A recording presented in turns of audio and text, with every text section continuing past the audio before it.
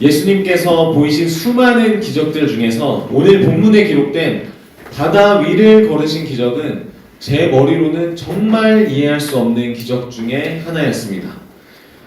예수님께서 죽은 나사로를 살리신 것도 믿기 어려운 일이지만 잠깐 심장이 멎었다가 다시 뛰는 것이 의학적으로 가능하지 않을까 하는 생각을 하곤 했습니다.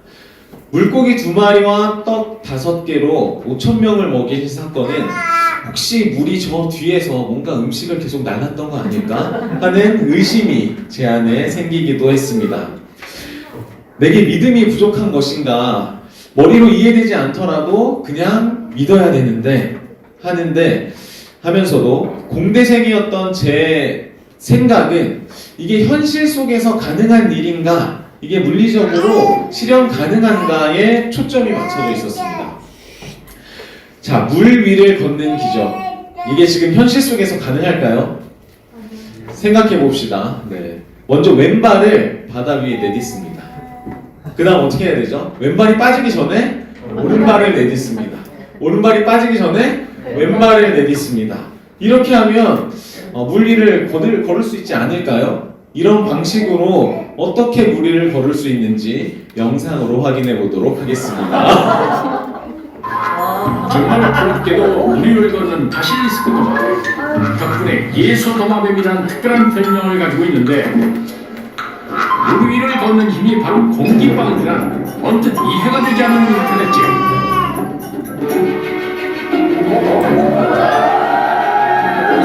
공기방울 보셨습니까? 살짝 봤어요. 간다. 우와. 왼발, 오른발, 왼발. 잘 보세요.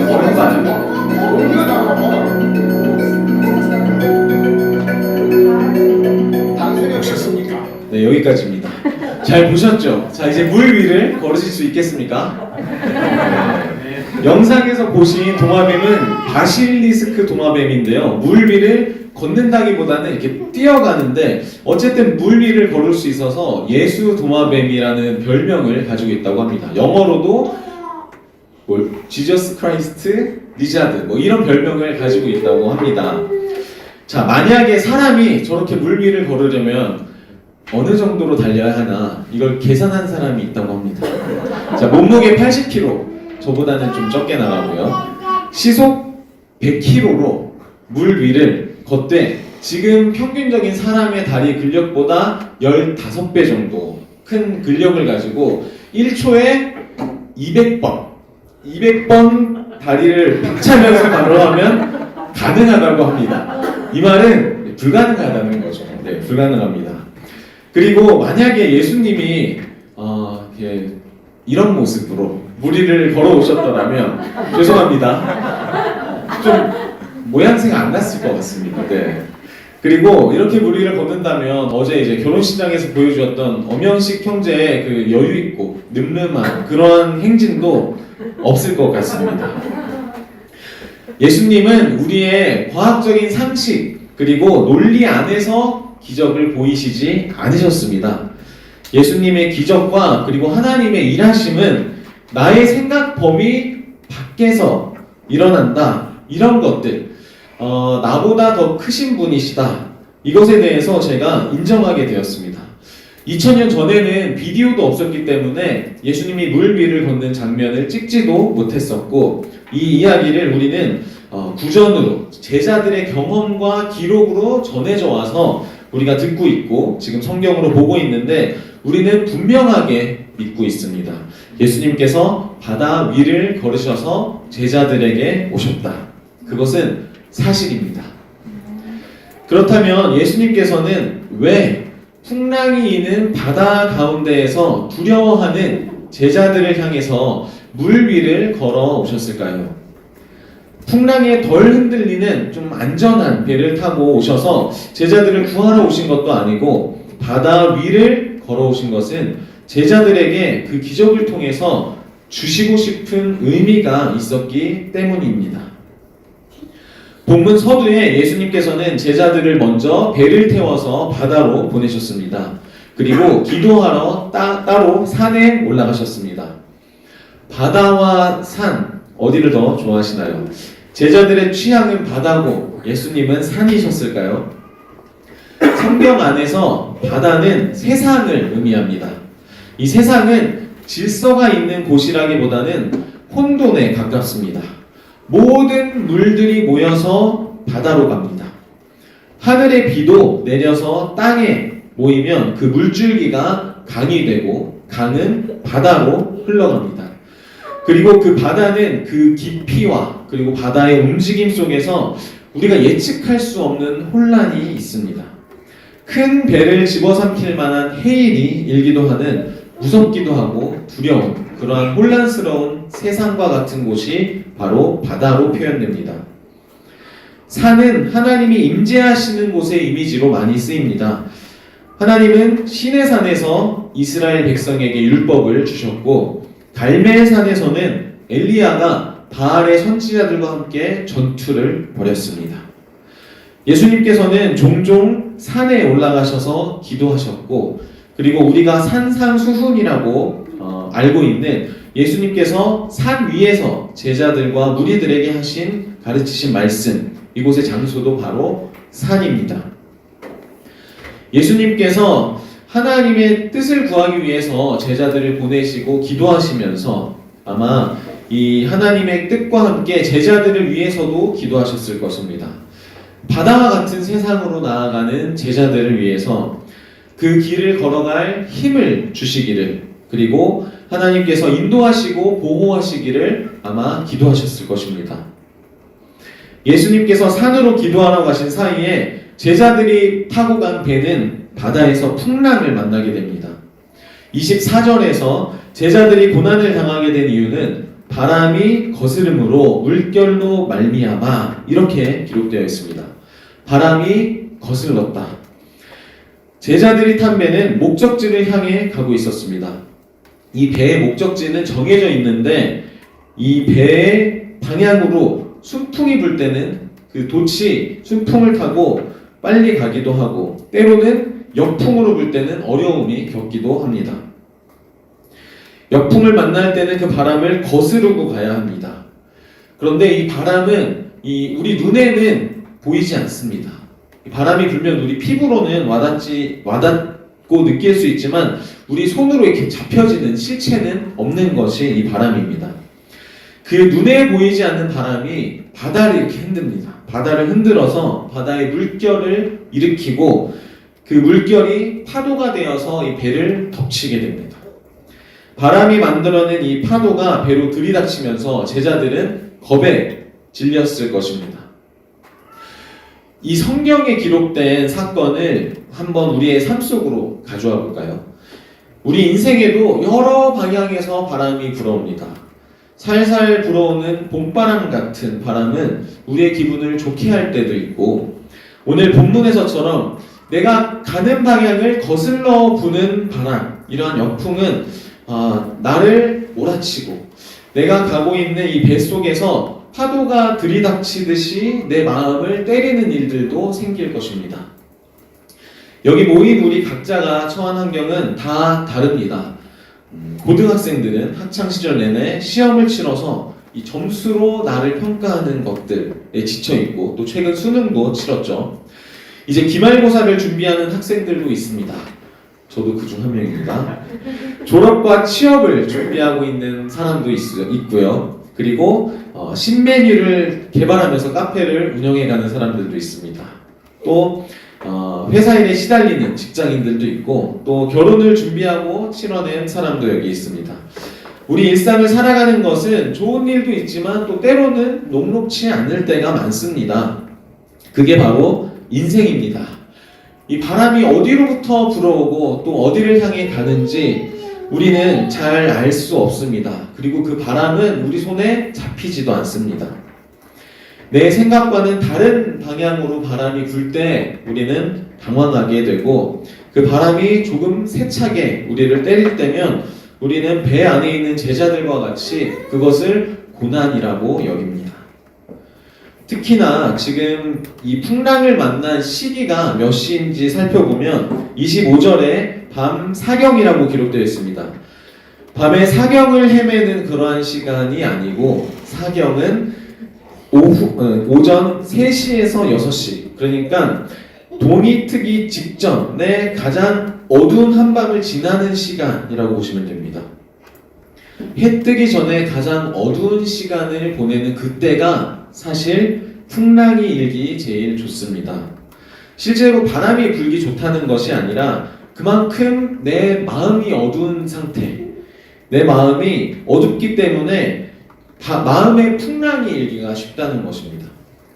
밝고 환하고 빛나고 활기찬 그런 시간들 말고 점점 내 마음이 가라앉고 방향이 잘 보이지 않는 그런 어둠이 찾아오는 바로 그때 말입니다.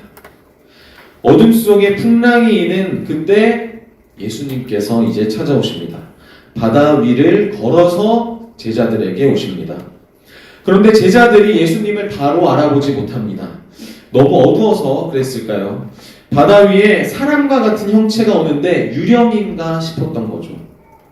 이게 지금 무슨 상황이지? 정신없이 바람이 휘몰아치니까 내가 따르던 예수님이 내게 오고 계신데도 못 알아봅니다. 유령으로 보인다는 거죠. 그때 예수님께서 말씀하십니다. 27절입니다. 안심하라, 나니 두려워하지 말라. 여기서 예수님이 하신 나니라는 표현이 참 중요합니다. 헬라어로는 에고 에이미라고 합니다. 이것을 직역하면 나는 아이다 라는 표현입니다. 단순히 나 예수야, 나 맞아 정도의 자기소개가 아닙니다.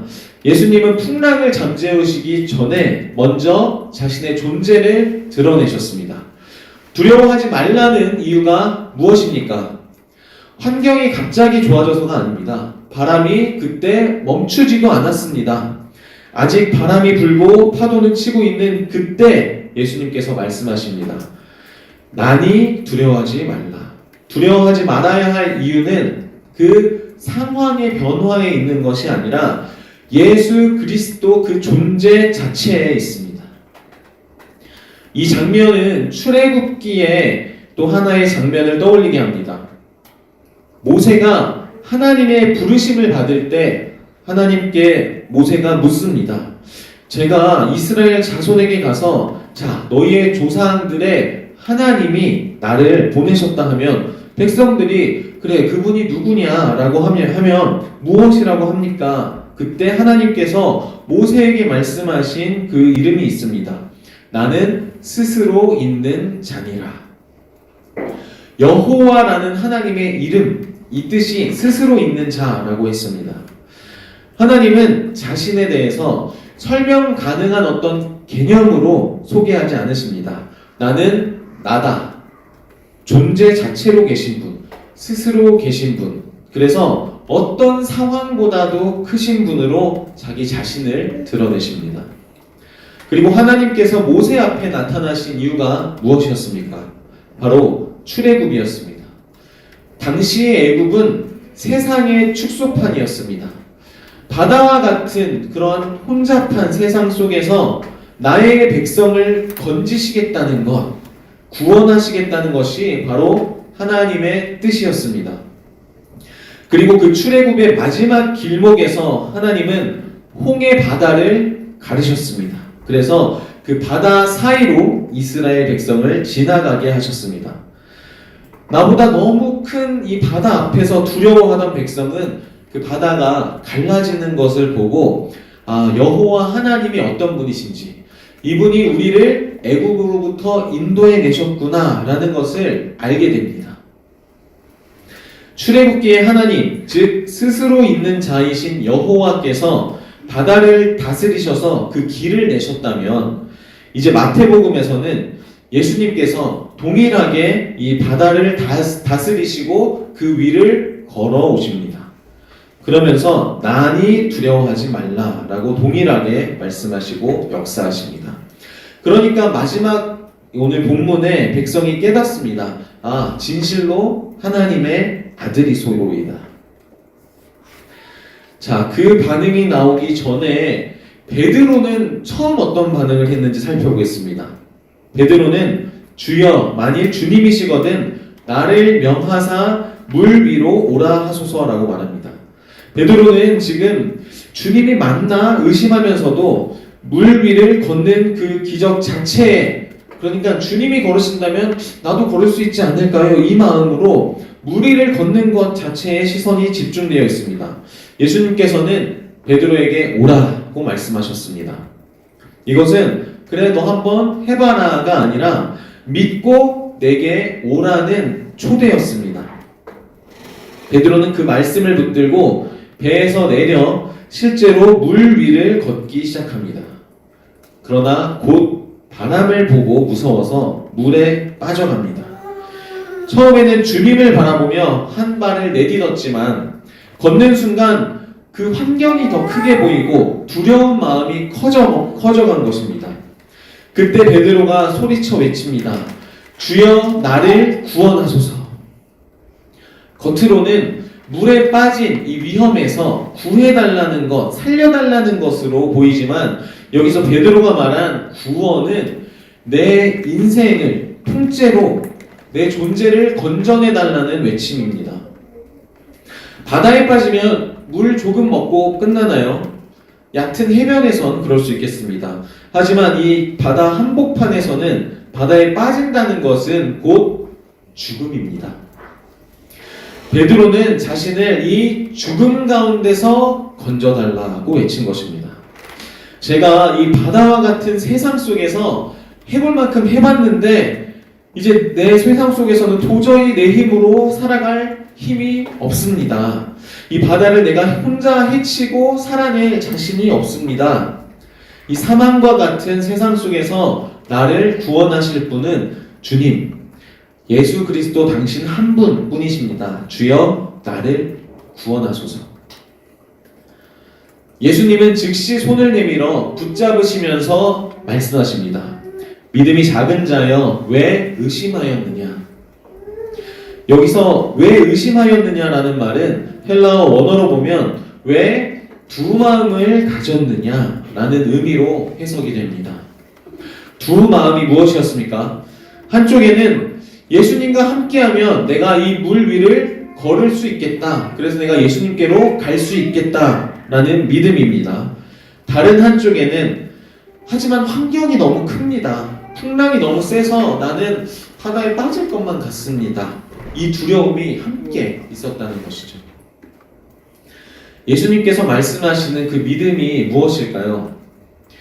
내가 정말 바다 위를 걸을 수 있다는 확신입니까? 내가 바라는 것, 예를 들어서 내가 시험을 정말 잘 볼 수 있습니다. 나는 반드시 내가 원하는 결과를 얻을 수 있습니다. 라는 그것 자체를 믿는 것입니까? 내가 바라는 그것을 강력하게 믿으면 그 결과가 내게서 이루어지나요? 그럴 수도 있습니다. 하지만 그것이 모두가 하나님의 뜻은 아닐 것입니다. 우리가 가져야 할 믿음은 이 길 가운데 예수 그리스도께서 나와 함께 하신다는 믿음입니다. 그래서 주님이 바다를 다스리시고 바다 위를 걸으셨던 것과 같이 내게 주어진 환경을 다스려갈 수 있다는 그 믿음입니다. 예수님께서 배에 오르시고 바람이 그쳤습니다. 여기서 그쳤다라는 말은 바람이 서서히 잦아들었다라는 정도가 아니라 마치 칼로 잘라내듯이 딱 끊어졌다는 뜻을 가집니다. 영화의 한 장면처럼 예수님과 베드로가 함께 제자들이 있는 배에 오르자마자 바로 바람이 멈춰버린 것입니다. 원인이 분명하다는 것이죠. 시간이 지나서 바람이 멈춘 게 아니라 예수 그리스도가 그 배에 탔기 때문에 바람이 바로 즉시 멈추게 된 것입니다.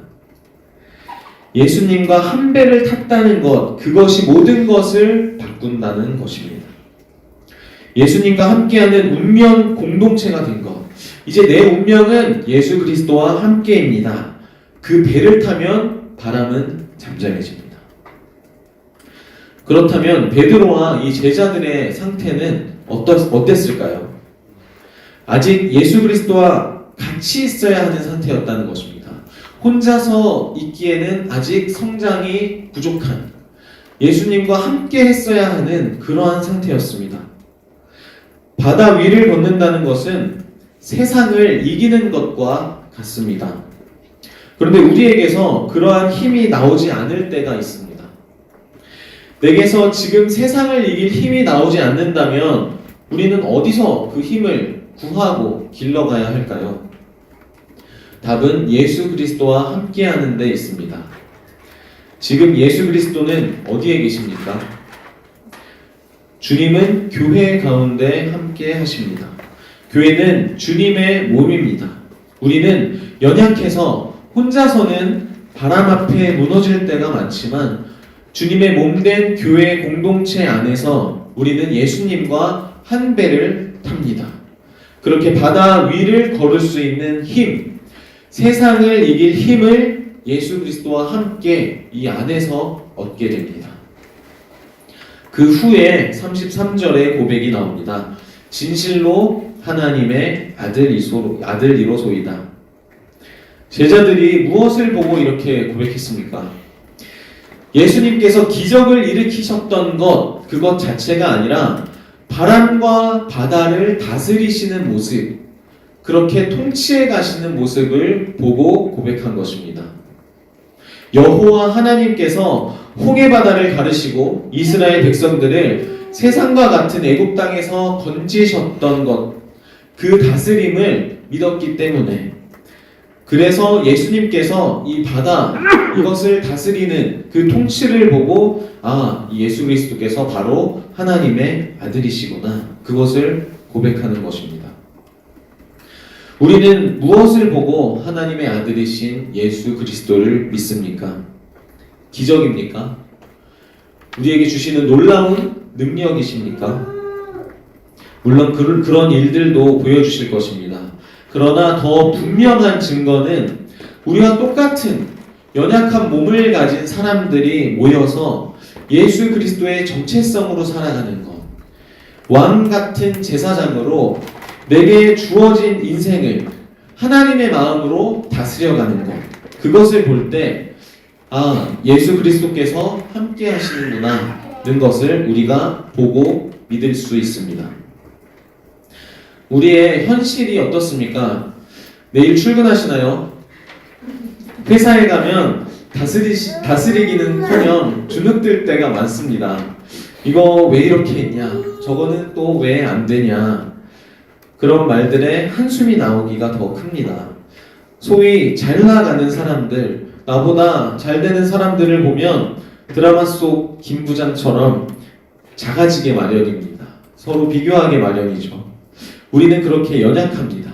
그렇기 때문에 더더욱 알아야 합니다. 세상을 이긴다는 것은 같은 것을 놓고 싸워서 이겨내는 것이 아닙니다. 세상이 추구하는 것과 내가 바라는 것이 달라야 합니다. 세상에서는 더욱 경쟁하고 높이 올라가는 것으로 우리에게 계속 싸움을 걸어올 것입니다. 그것을 이길 수 있는 것은 내가 그 먹잇감을 놓아버리고 바다 위로 걸어오시는 예수님을 바라보는 것입니다. 예수님께서 제자들을 향해서 바다 위를 걸어오신 것도, 또 베드로를 향해서 내게로 걸어오라고 말씀하신 것도 결국엔 우리도 바다와 같은 세상을 다스릴 수 있는 힘이 있기 때문입니다. 바다 위를 걸어오라는 예수님의 초대에 대한 우리의 반응은 오늘 말씀 서두에 보신 영상 속 도마뱀처럼 재빠르게 물 위를 걸어갈 구상을 하는 것이 아니라 예수님과 한 배를 타는 것입니다. 세상은 늘 바람을 만들고 파도를 일으켜서 우리를 흔들지만 주님이 배에 오르실 때 그 바람은 그칩니다. 그러니 우리가 붙들어야 할 것은 내가 얼마나 세상 속에서 강한 힘을 갖고 있느냐가 아니라 내가 누구와 함께 하느냐입니다. 대림절 기간을 이제 보내게 됩니다. 예수 그리스도께서 오심을 기다리는 절기입니다. 바다 위를 걸어서 제자들에게로 오신 예수님이 지금 나의 마음속에 오시기를 기다리는 시간으로 보내시기 바랍니다. 주님의 몸된 공동체 안에서 예수님과 한 배를 타시기 바랍니다. 그 자리에서 세상을 이길 힘을, 환경을 다스릴 힘을 얻어서 우리도 바다를 걷는 그러한 믿음을 가지시는 저와 여러분 되시기를 소망합니다. 함께 기도하시겠습니다. 하나님 아버지, 풍랑이 있는 바다와 같은 세상 한가운데에서도 우리에게 찾아오셔서 나니 두려워하지 말라 말씀하시는 주님을 바라보기 원합니다. 주님의 몸된 교회 공동체 안에서 예수 그리스도와 한 배를 타게 하시고 하루하루 세상 속에서 살아갈 때에 우리에게 주어진 환경을 다스리며 세상을 이기는 믿음으로 걷게 하시옵소서. 예수 그리스도의 이름으로 기도드립니다. 아멘.